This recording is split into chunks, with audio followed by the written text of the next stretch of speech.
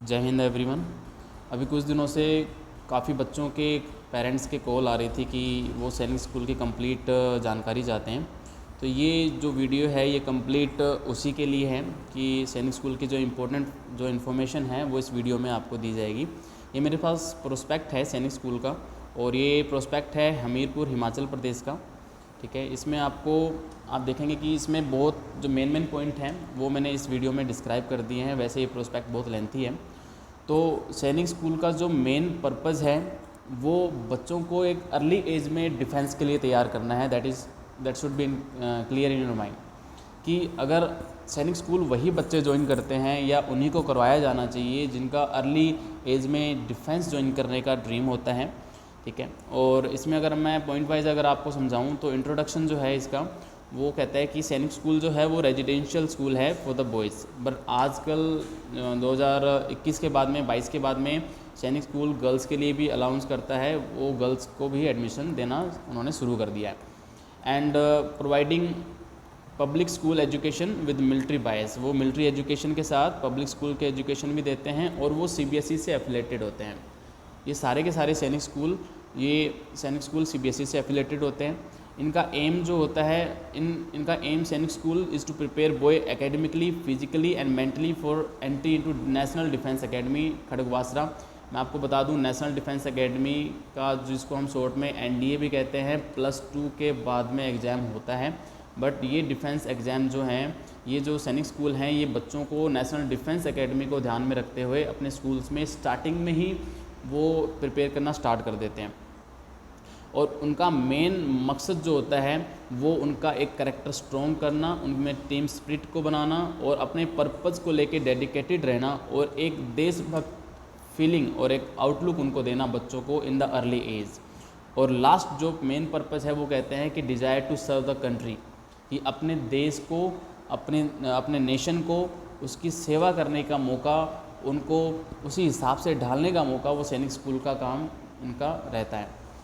फिर आप देखोगे कि जो अदर सैनिक स्कूल्स हैं आपकी इसमें 24 सैनिक स्कूल दे रखे हैं, but in present time there are 33 Sainik school all over the India, जिसमें आप हर स्टेट में एक एक दो सैनिक स्कूल बनाए गए हैं। और इसके बाद इसकी करिकुलम जो है अगर आप देखोगे कि सैनिक स्कूल में जो बच्चे एंटर हो जाते हैं जिनका एडमिशन हो जाता है, सैनिक स्कूल उन बच्चों को, उन बॉयज़ एंड गर्ल्स को UPSC के लिए जो एग्ज़ाम्स होते हैं उनके लिए प्रिपेयर करती है, specially for the national defence academy. ये प्रॉपर तरीके से वहाँ पे एक routine wise national defence academy के एग्ज़ाम के लिए उनको तैयारी करवाई जाती है। इसके अलावा +2 बेस पे जितने एग्ज़ाम्स होते हैं उसके लिए भी वहाँ पे तैयारी करवाई जाती है। इसके साथ साथ जो एलिजिबिलिटी है क्लास 6th की और क्लास 9th की, वो ये कहती है candidate should be in the age group of 10 to 11 years age on 1 July of the admission year. तो एज ग्रुप जो होना चाहिए 6th क्लास के लिए दैट शुड बी 10 to 11 इसलिए, बट मैं रिकमेंड करता हूँ कि बच्चों को 8 और 9 ईयर्स की एज में उनको सैनिक स्कूल की प्रिपरेशन स्टार्ट कर देनी चाहिए, क्योंकि टाइम पीरियड बहुत शॉर्ट होता है। ठीक है, 1 या 2 चांस ही मिल पाते हैं बच्चों को। सो दैट्स वाई उनको एक अर्ली एज में उनकी प्रिपरेशन स्टार्ट करना इज़ मच बेटर। फिर क्लास 9th के लिए एज ग्रुप है 13 to 14 ईयर्स और इसके लिए आपको कम से कम 11 और 12 ईयर्स की एज में प्रिपरेशन स्टार्ट कर देनी चाहिए। अगर आप देखोगे कि एडमिशन क्राइटेरिया क्या है, तो admission to Sainik school is made strictly on the basis of the merit list. Merit list पे इनका सिलेक्शन होता है। All India Sainik school entrance examination होता है which consist of written test, interview and medical examination, जिसमें 3 फेजेस से बच्चों को निकलना होता है। इसमें first phase return examination, second phase जो है उनका इंटरव्यू का and third phase is medical examination. तो 3 फेजेस के ज़रिए बच्चों को अपनी इन चुनौतियों का सामना करना पड़ता है। रिटर्न टेस्ट देना पड़ता है, इंटरव्यू देना पड़ता है एंड मेडिकल एग्जामिनेशन देना पड़ता है। अगर हम 6th क्लास के सिलेबस की बात करें, so that is mathematical knowledge test maths की, लैंग्वेज आएगी, एबिलिटी टेस्ट है जिसमें इंग्लिश या हिंदी दोनों हैं, और इंटेलिजेंट टेस्ट, इस पर आप कह सकते हो इंटेलिजेंस टेस्ट में रीजनिंग्स के रिलेटेड क्वेश्चंस पूछे जाते हैं। और ये टोटल जो मार्क्स है वो है 300 मार्क्स रिटर्न की है ओनली, और इंटरव्यू जो होता है वो 50 मार्क्स का होता है।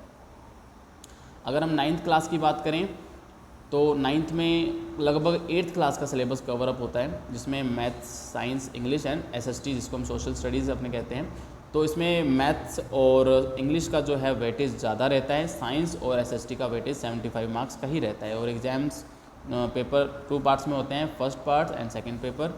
एंड देन उसके बाद में मेडिकल एग्जामिनेशन और इंटरव्यू का क्या सीन रहता है, इसमें कहते हैं कि 300 मार्क्स का तो 6th का एग्ज़ाम पेपर था एंड 450 का 9th का था, और 50 मार्क्स जो थे इंटरव्यू के लिए थे।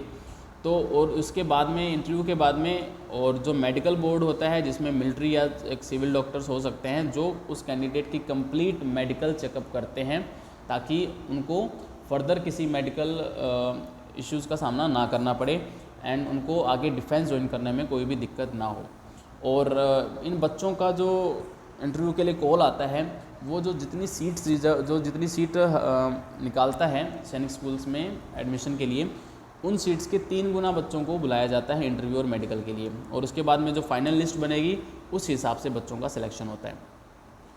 और इसके अलावा अगर आप देखोगे तो रिजर्वेशन भी है सैनिक स्कूल्स में।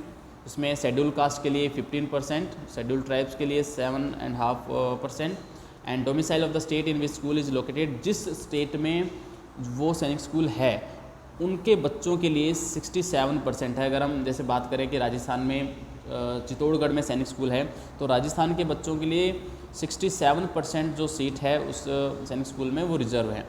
फिर उसके अलावा जो डिफेंस पर्सनल है, जो डिफेंस से रिलेटेड अंदर अपने सर्विस में जो लोग हैं या एक्स सर्विसमैन जो हैं, उनके लिए 25% सीट रिजर्व होती है।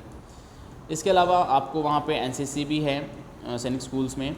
उसके अलावा को करिकुलर जो आपकी एक्टिविटीज़ है वो भी करवाई जाती है, आपकी स्किल्स पे काम किया जाता है, आपकी आर्ट क्राफ्ट और अदर हॉबीज़ पे भी वर्क किया जाता है। इसके अलावा फिजिकल ट्रेनिंग और क्रॉस कंट्री यानी जैसे रनिंग वगैरह होती है 25 किलोमीटर्स की, वो भी होती है।